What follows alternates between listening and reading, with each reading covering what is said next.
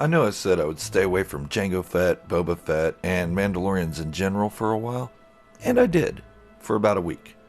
I think I need to go back to the touchy subject of whether Jango Fett and Boba Fett are Mandalorians or not though, today, on Star Wars Fanatic.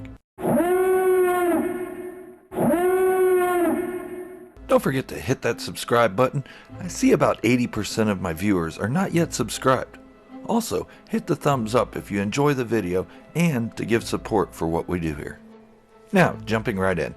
This is more than the same tired argument as to whether the famous father and son duo bounty hunters are, in fact, actual Mandalorians. For the sake of this video, I am going to ask everyone to suspend the words of George Lucas casting them out of Mandalorian society. Why? Well, let me explain. George Lucas for years allowed writers to write about how Jango was a Mandalorian and how Boba Fett became Mandalore. He had no issues with it. Then one day, he changed it. He decided they are no longer Mandalorians. I know a lot of fans hate the Disney acquisition of Star Wars and believe it is the downfall because Legends was thrown out, or for any number of other reasons. But it seems like George Lucas was no stranger to throwing away Legends content either. I'll get more into that later, but that is the reason we will hold off on the creator's thoughts on it. What I would like to focus on are the words Prime Minister Almec used to describe Jango Fett. Jango Fett was a common bounty hunter. How he got that armor is beyond me. On the surface, he's a prime minister saying this, a trusted source. We should believe Almec. He's reliable. A lot of fans discredit Jango Fett as a Mandalorian solely on this comment. But what about Almec's comment before that? Master Kenobi, Mandalore's violent past is behind us. All of our warriors were exiled to our moon Concordia.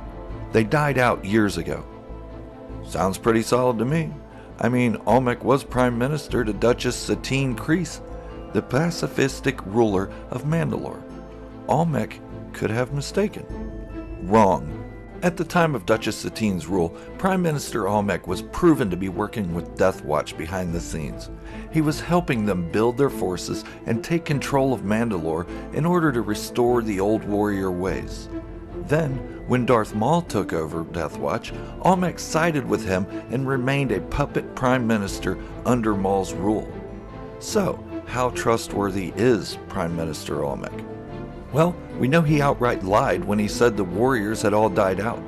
Then, 2 seconds later, he says Jango is a common bounty hunter.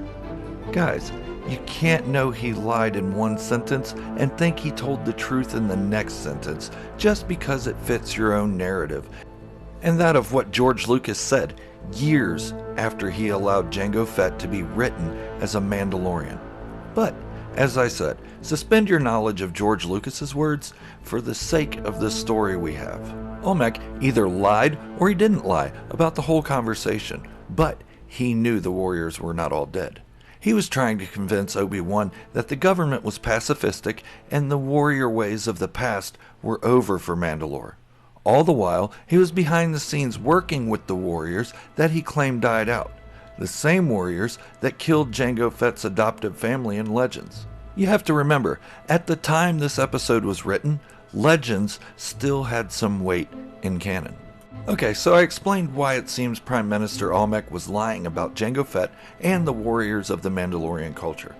Now, I want to circle back around to Dave Filoni's comments that George Lucas was adamant about Jango not being a Mandalorian. I will put a link in the description below to the interview with Dave Filoni. To summarize it, Dave Filoni says George Lucas was very vague about it, saying Jango Fett was not a Mandalorian, at least not to Almec and those Mandalorians. And perhaps he ran with Mandalorians for a period and was adopted into that culture. Those are Dave Filoni's own words, not mine. As I said, the link's in the description below. This isn't paraphrasing, so does it sound like George Lucas and Dave Filoni dismissed Jango as a Mandalorian? Not at all. It also doesn't say he definitively is a Mandalorian either. However, it does give more credence to the thought that Almec was lying to throw Obi-Wan Kenobi off his scent. Not to mention, George Lucas was always changing things with Star Wars lore. I always use the biggest example: who shot first, Han or Greedo? A lot of the same fans that say because George Lucas said Jango Fett isn't a Mandalorian are the same fans that say they don't care about the special editions Han shot first. They are just fitting their own personal narrative, and that's fine. So it's the same with Prime Minister Olmec. Either George Lucas is to be believed or he isn't. Either Olmec is to be trusted or he isn't.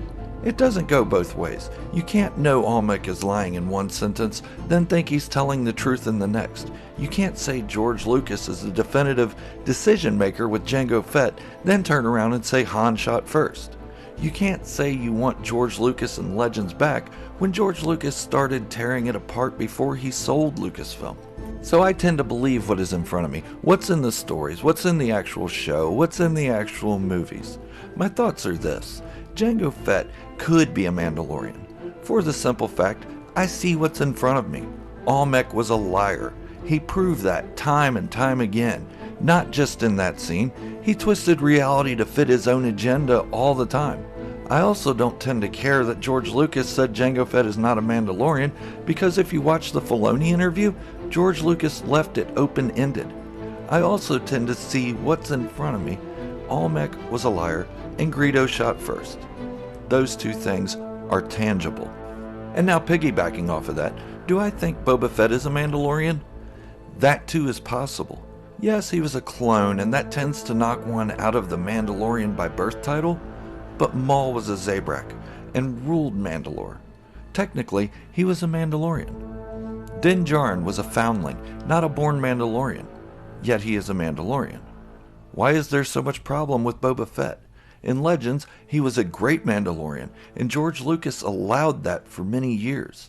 Not to mention, now that Legends isn't canon, we don't know what Boba Fett did from the Clone Wars until right before The Empire Strikes Back. I know I'll get a lot of hate over this one, but that's okay.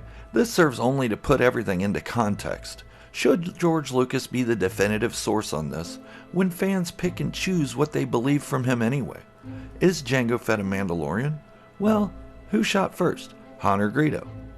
Should Olmec be the definitive source on this topic, when he lied in almost every scene he was in and had a habit of saying someone wasn't a Mandalorian just because they weren't aligned with his ideals?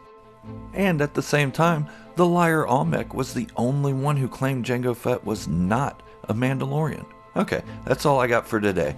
Don't forget to hit that subscribe button on your way out, and check out my other videos on this topic and many other topics as well.